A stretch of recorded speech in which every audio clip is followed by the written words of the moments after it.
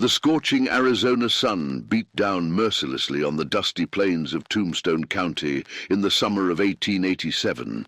It was here, in this God-forsaken stretch of desert where the wind whispered secrets through the sagebrush, that cattle rancher Jake Morrison made a discovery that would haunt him until his dying day.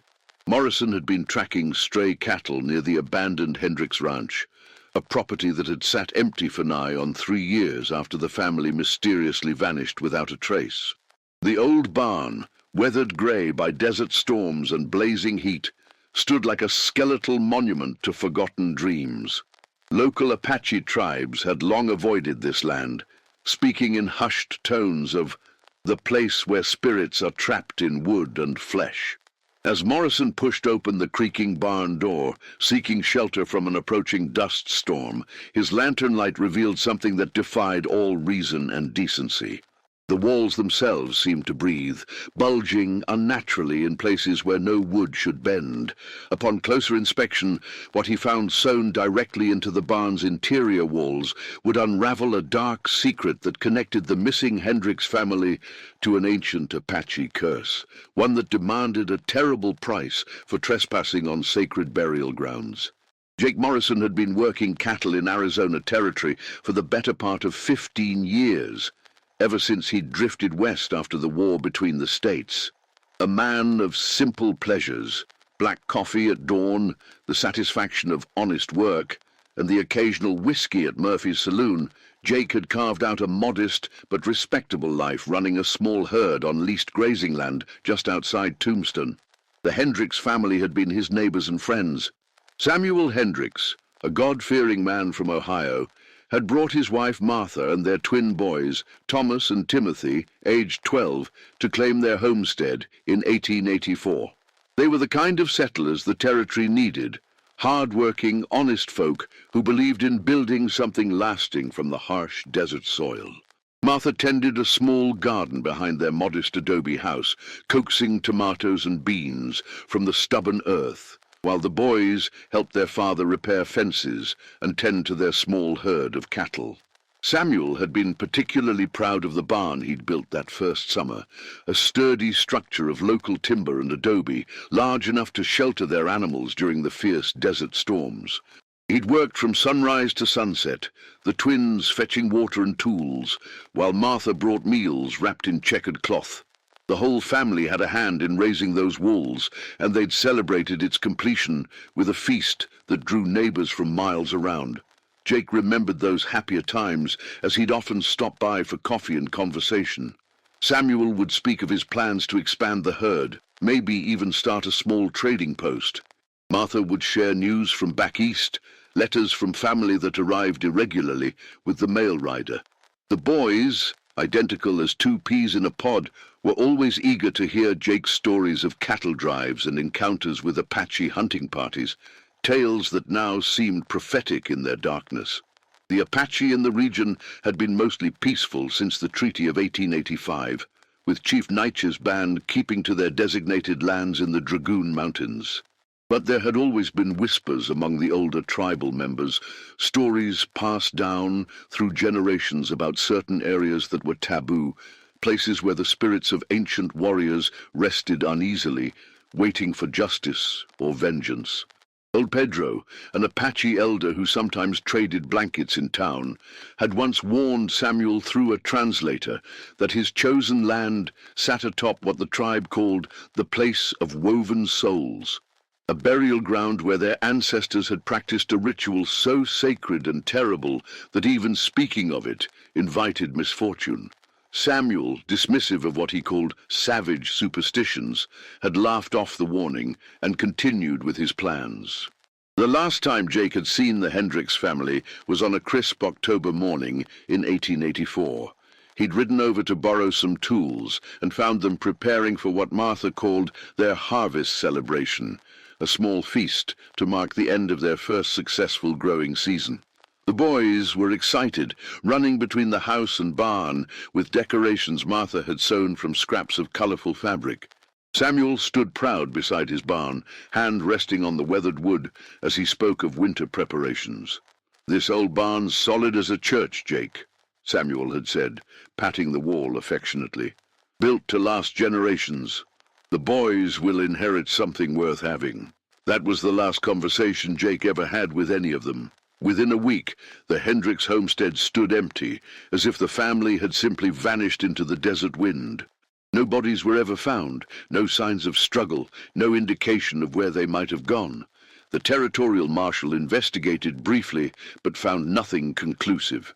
Most folks figured they'd packed up and headed back east, though it seemed strange they'd leave everything behind. Now, 3 years later, as Jake pushed deeper into that same barn seeking shelter, he was about to discover that the Hendricks family had never left their homestead at all. As Jake's lantern cast dancing shadows across the barn's interior, the first thing that struck him was the smell. Not the expected odor of old hay and animal droppings, but something far more unsettling.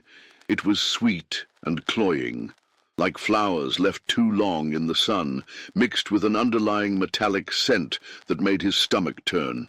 The air itself seemed thick, almost viscous, as if the very atmosphere had been tainted by some unholy presence. The walls, which Samuel had built with such pride, now appeared wrong in ways that Jake couldn't immediately articulate. The wooden planks seemed to bulge outward in irregular patterns, creating lumps and protrusions that cast grotesque shadows in the flickering light. What he had initially mistaken for warped wood began to reveal itself as something far more sinister. The unmistakable outline of human forms pressed against the interior surface, as if bodies had been somehow embedded within the structure itself. Jake's weathered hands trembled as he raised the lantern higher, and that's when he saw them clearly. Faces. Human faces sewn directly into the barn walls, with what appeared to be sinew or gut thread, their features distorted by the crude stitching that held them in place. The skin had taken on a leather-like quality, preserved by some unknown process that kept decay at bay while maintaining the horrific semblance of life. "Jesus Christ," Jake whispered, his voice barely audible in the oppressive silence. But it was Martha Hendricks's face that nearly dropped him to his knees. Her gentle features, once brightened by warm smiles and kind words, were now frozen in an expression of absolute terror.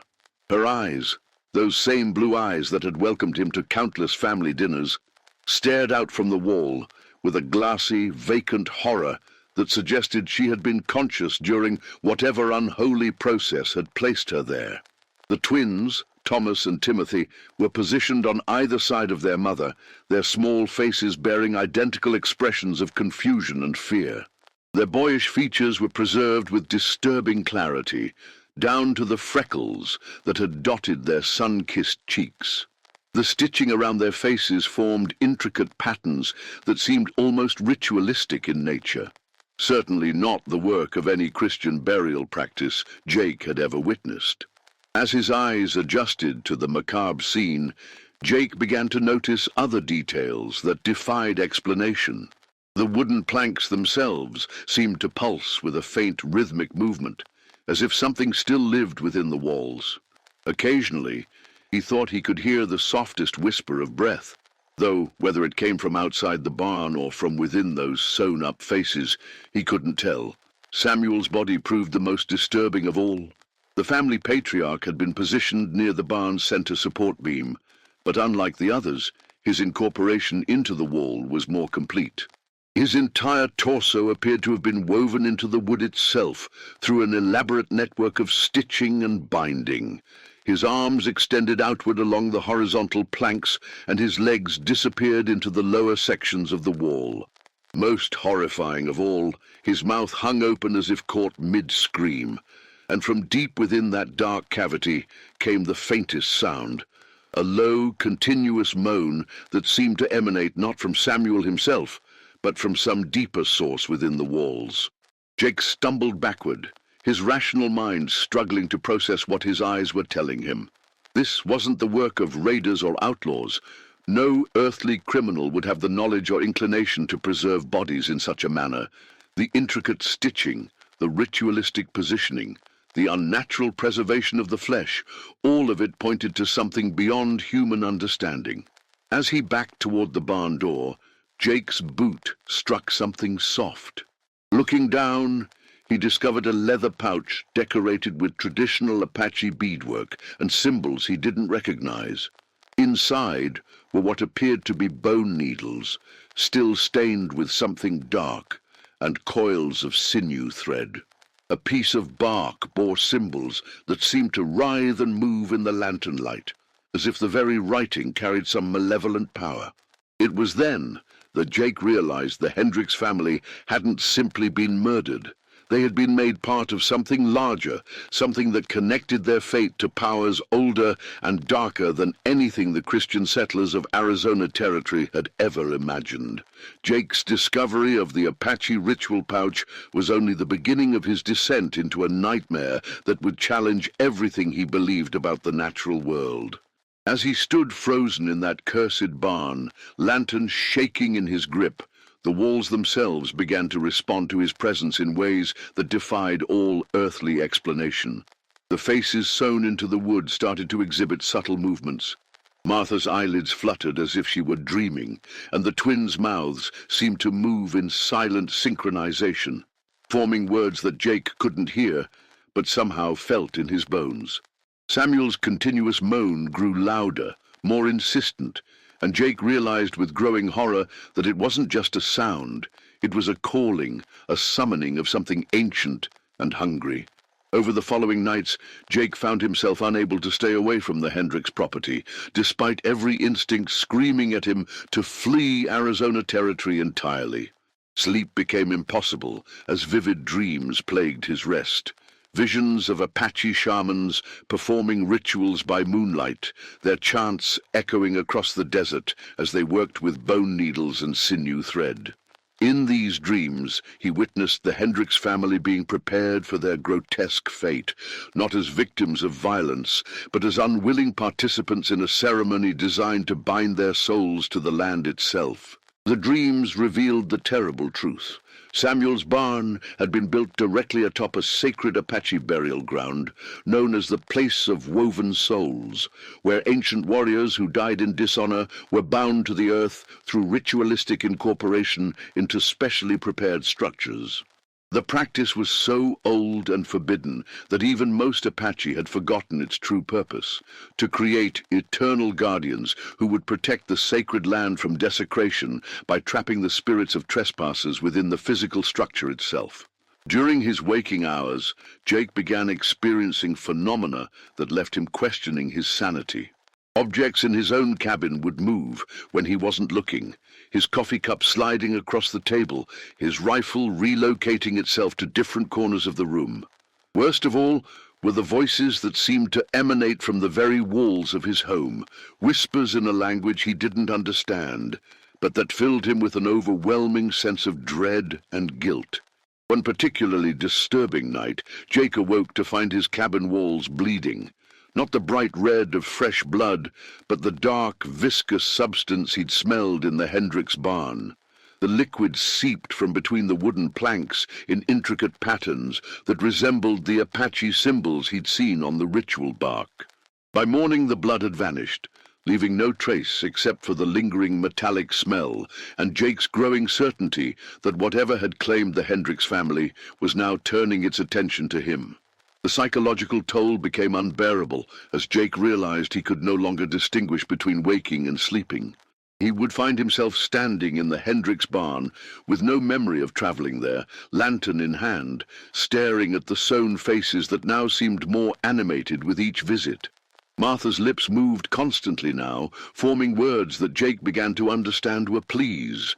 Not for rescue, but for him to join them, to complete some unholy ritual that would finally appease the ancient spirits he had unknowingly disturbed. The twins had begun to sing, a low, harmonious humming that seemed to emanate from deep within the wood itself. The melody was hauntingly beautiful and terrifyingly alien, a sound that no human throat could produce, but that spoke directly to something primal in Jake's soul. He found himself humming along without realizing it, the tune following him throughout his days like an auditory infection that burrowed deeper into his consciousness with each repetition. Most disturbing of all was Samuel's transformation. The man's mouth had grown wider, stretching beyond what human anatomy should allow, and from that gaping maw came not just moans, but actual words. Apache words that Jake somehow understood despite never learning the language. Samuel was reciting instructions, step-by-step directions for a ritual that would complete the weaving and satisfy the hunger of the guardian spirits. Jake's isolation grew complete as the supernatural influence spread beyond the barn to encompass his entire existence, preparing him for a confrontation with forces that demanded a price he was only beginning to understand. The climax came on a moonless night in late September, exactly 3 years to the day after the Hendricks family's disappearance. Jake found himself drawn to the barn by forces beyond his control, his feet carrying him across the desert landscape, as if guided by invisible hands. The very air around the property hummed with supernatural energy, and the ground beneath his boots felt warm despite the cool autumn night. As he approached the cursed structure, Jake witnessed the full manifestation of the Apache ritual's true power. The barn itself had transformed into something alive.